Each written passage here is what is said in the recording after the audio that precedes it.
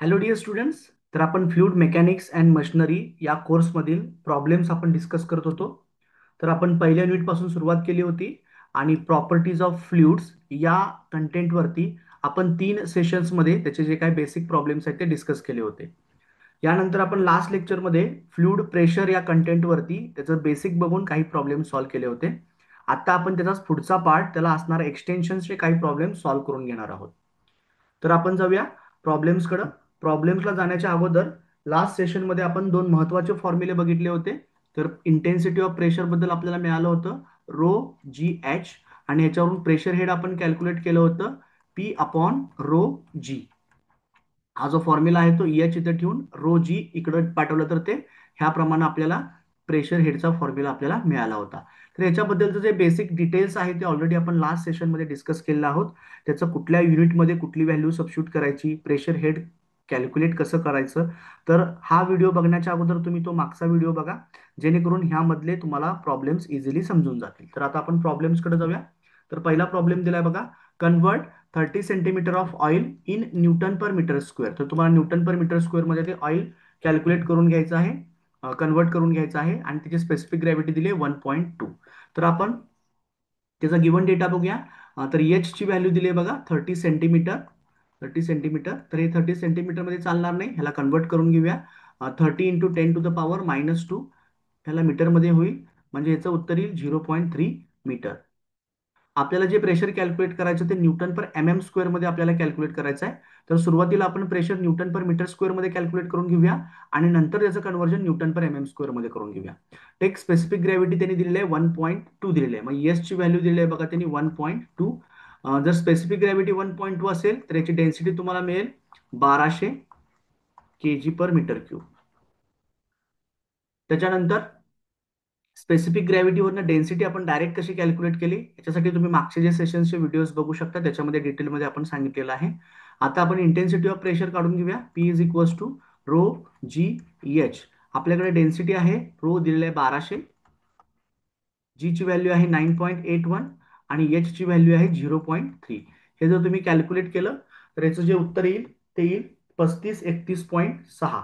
याचं उत्तर येईल बघा 3531.6, आणि युनिट येईल न्यूटन पर मीटर स्क्वेअर. तर आपल्याला फायनल आन्सर जे लिहायचं आहे ते newton per M M square मध्ये लिहायचं आहे. तर आपण त्याला कन्वर्ट करून घेऊया. P is equals to 3531.6 newton. आता मीटर स्क्वेअर आहे बघा, मीटर स्क्वेअर आहे, त्याचं आपल्याला एम एम स्क्वेअर करायचं आहे. तर सुरुवातीला मीटर टू एम एम करायचं आहे. तर मीटर मोठं युनिट आहे, एम एम लहान युनिट आहे. तर मोठ्यापासून लहानकडे जाताना तुमचा जो काय फॅक्टर असेल तो प्लस मध्ये असेल, म्हणजे 10 टू द पॉवर जे काय येईल ते प्लस मध्ये येईल. त्यात मीटर टू एम एम आहे त्याच्यामुळे ते 3 येणार, +3 येईल. आणि इथं मीटरचा स्क्वेअर होता त्याच्यामुळे काय होईल बघा, म्हणजे फक्त मी मीटर बद्दल असं लिहू शकतो 10 to the power 3 m m असं लिहू शकतो, आणि ह्याच्यावरती जो स्क्वेअर आहे तो असणारच आहे. मग हे आपण जर बघितलं, P is equals to 3531.6 newton divided by हा जो स्क्वेअर आहे तो इथं पण येईल, हा जो स्क्वेअर आहे तो इथं पण येईल, म्हणजे 10 टू द पॉवर काय होईल 6 इथं येईल, आणि इथं येईल एम एमचा स्क्वेअर. आता हा 10 टू द पॉवर 6 हा डिनॉमिनेटरला आहे, तो न्यूमरेटरला गेला तर इंटू 10 टू द पॉवर -6 होईल. तर बघा याचं फायनल आन्सर येईल P is equals to 3531.6 into 10 to the power -6. याचं उत्तर येईल newton per M M square. हे थोडं कन्वर्ट करून घेतलं तर आपल्याला याचा फायनल आन्सर मिळेल P is equals to 3.53 into 10 to the power -3 newton per M M square. तर याच्याप्रमाणे हे आपण प्रॉब्लेम सॉल्व्ह केलेला आहे. आता आपण जाऊया दुसऱ्या प्रॉब्लेमकडे. दुसऱ्या प्रॉब्लेम मध्ये त्यांनी काय सांगितले बघा, calculate pressure head of kerosene of specific gravity 0.81 म्हणलेला आहे. आपल्याला प्रेशर हेड कॅल्क्युलेट करायचं आहे केरोसिनचं, 0.81 त्याची स्पेसिफिक ग्रॅव्हिटी दिलेली आहे. अँड कार्बन टेट्राक्लोराइड मध्ये घ्यायचं आहे, त्याची स्पेसिफिक ग्रॅव्हिटी 1.6 दिलेला आहे. आणि त्याने देताना इक्विव्हॅलेंट प्रेशर हेड दिलेला आहे वॉटर 100 मीटर. हा प्रॉब्लेम जो आहे तो समर 2025 ला 4 मार्कासाठी आला होता. तर सुरुवातीला आपण काय करूया, ह्याचा गिवन डेटा बघूया. तर तुम्हाला प्रेशर हेड दिलेला आहे, एच दिलेला आहे 100 मीटर ऑफ वॉटर. वॉटरसाठी मी H2O घेतो. त्यानंतर केरोसिनची त्यांनी स्पेसिफिक ग्रॅव्हिटी दिलेली आहे. स्पेसिफिक ग्रॅव्हिटीसाठी एस, केरोसिन असेल तर के. तर त्याच्याप्रमाणे जे स्पेसिफिक ग्रॅव्हिटी येईल 0.81. आणि जर डेन्सिटी आपण केरोसिनची काढली तर याची डेन्सिटी येईल 810 केजी पर मीटर क्यूब. त्याच्यानंतर त्यांनी सांगितलंय कार्बन टेट्राक्लोराईडची त्यांनी स्पेसिफिक ग्रॅव्हिटी दिली 1.6. तर स्पेसिफिक ग्रॅव्हिटीसाठी एस आणि कार्बन टेट्राक्लोराईड CTC. तर मी ह्याच्यामध्ये स्पेसिफिक ग्रॅव्हिटी दिली 1.6. तर जी डेन्सिटी जी येईल बघा कार्बन टेट्राक्लोराईड ही येईल त्याची 1600 केजी पर मीटर क्यूब येईल. तर हा गिवन डेटा आपला झाला. जे कन्व्हर्जन्स बघूया हे मीटरमध्ये पाहिजे, बाकीचे सगळं ॲज युजल युनिट्समध्ये आहे. आता आपण पहिल्यांदा प्रेशर काढून घेऊया. P is equals to formula मिळतोय रो जी एच. तर त्यांनी 100 मीटर ऑफ वॉटर एवढं प्रेशर दिलं होतं आणि ह्या प्रेशरचं कन्व्हर्जन ह्या राहिलेल्या दोन्ही केरोसिनमध्ये आणि कार्बन टेट्राक्लोराईडच्या प्रेशर हेडमध्ये कन्व्हर्ट करायचं. तर सुरुवातीला आपण प्रेशर काढून घेऊया. P is equals to rho g h. Rho कुणाचा घ्यायचा 100 वॉटरचा दिला होता त्यामुळं 100 इंटू 9.81 इंटू रो येईल इथं 1000 9.81 आणि एच दिला होता 100. तर बघा हे आपण कशा पद्धतीने सबस्टिट्यूट केला. रो दिला 1000, जी घेतला 9.81 आणि एच घेतला हाईट दिली होती, प्रेशर हेड दिलं होतं त्यांनी 100. तर पी इज इक्वल्स टू, आता हे जर कॅल्क्युलेशन तुम्ही केलं तर याचं जे काय उत्तर असेल ते येईल 98,100,00.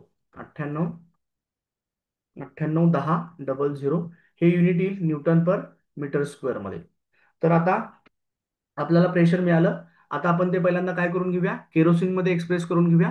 तर फर्स्ट पार्ट आपण करून कन्वर्ट करूया प्रेशर हेड फॉर केरोसिन. तर आपल्याला फॉर्म्युला माहिती आहे पी अपॉन रो जी. तर आपण जसं म्हणतो की एखादं प्रेशर आपण एखाद्या लिक्विडच्या कॉलम मध्ये एक्सप्रेस करत असतो. तर प्रेशर एक्सप्रेस करताना ते प्रेशर जे आहे ते न्यूटन पर मीटर स्क्वेअर मध्ये पाहिजे. डेन्सिटी कुणाची घ्यायची, ज्या कॉलम मध्ये एक्सप्रेस करणार आहे त्याची घ्या आणि जी 9.81 असेल. तर आता आपण केरोसिन मध्ये एक्सप्रेस करतोय. तर प्रेशर किती आहे बघा, ते 98,10,00 न्यूटन पर मीटर स्क्वेअर आहे.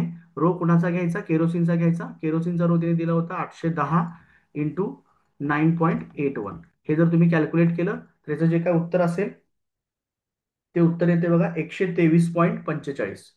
123.45 याचं युनिट येईल metre of kerosene. Metre of kerosene. आता आपण सेकंड पार्ट कडे येऊया. कार्बन टेट्राक्लोराईड मध्ये त्याला एक्सप्रेस करूया. एच घेतोय मी कार्बन टेट्राक्लोराईड. आपला फॉर्म्युला आहे पी अपॉन रो जी. आता प्रेशर त्याला आपल्याला किती मिळालं होतं बघा, 98,10,00 डिवायडेड बाय कार्बन टेट्राक्लोराईडची डेन्सिटी होती 1600 इंटू 9.81. हे जर तुम्ही सगळं कॅल्क्युलेट केलं तर तुम्हाला त्याचं उत्तर मिळेल 62.5 मीटर ऑफ कार्बन टेट्राक्लोराईड.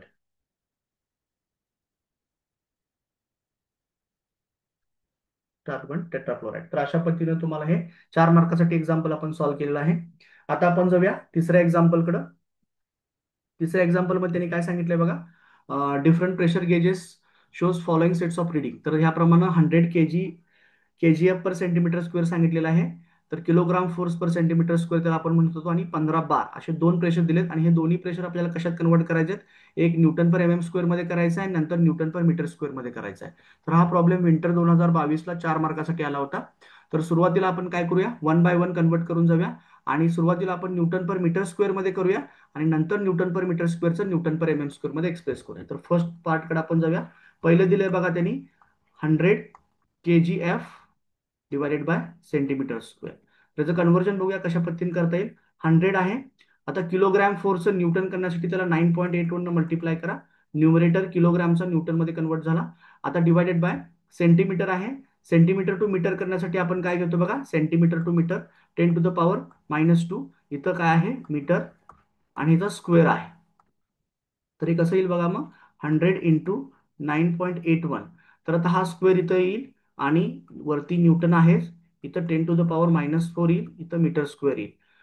हा जो 10⁻⁻4 आहे तो वरती न्यूमरेटरला गेल्यानंतर तो प्लस मध्ये येईल.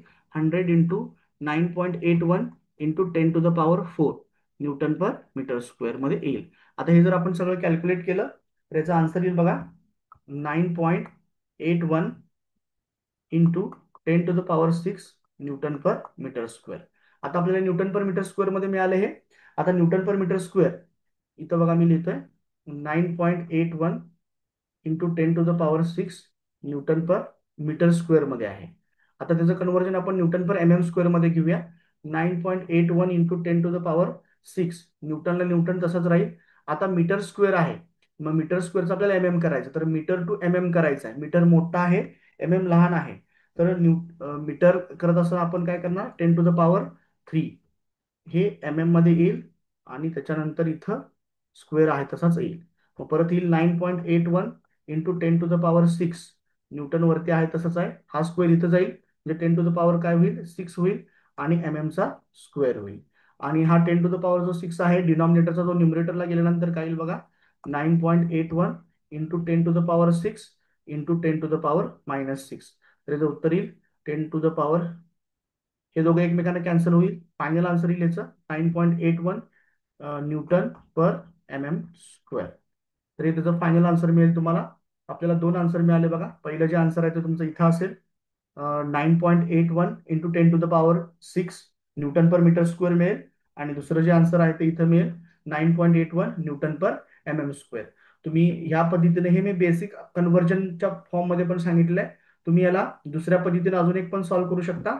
आपल्याला माहित आहे की न्यूटन पर मीटर स्क्वेअर म्हणजेच काय असतं, पास्कल असतं.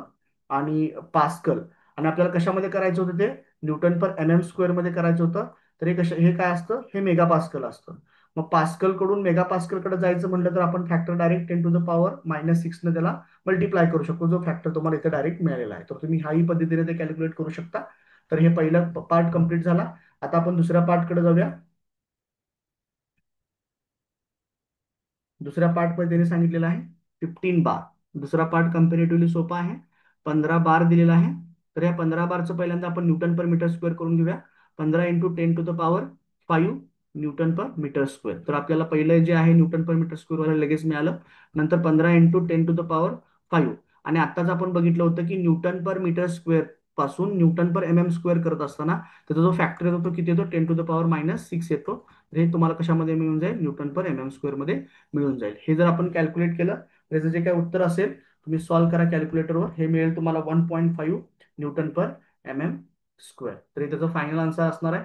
इथे तुम्हाला आन्सर मिळेल 15 into 10 to the power 5 newton per metre square आणि 1.5 newton per M M square. तर हे तीन प्रॉब्लेम आपण डिस्कस केले आहेत. तर ह्याचा पुढचा पार्ट आपण नेक्स्ट सेशनमध्ये डिस्कस करूया. थँक्यू.